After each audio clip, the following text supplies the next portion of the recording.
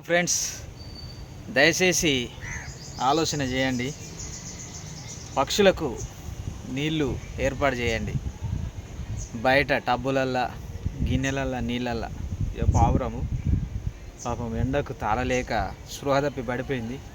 నీళ్లు పోసి first aid ఎంత చేసినా కూడా కానీ బతకలేదు. ఇది తీసుకొచ్చి ఇక్కడ మట్టితోడి ముందల పెడదామని తీసుకొచ్చినాయి.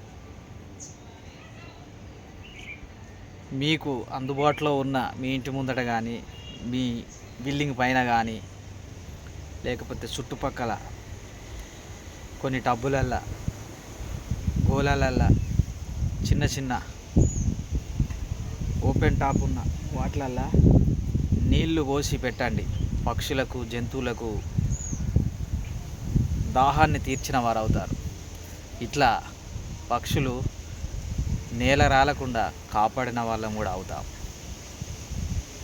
నేనైతే అట్లనే చేస్తున్నా, మీరు కూడా చేయండి.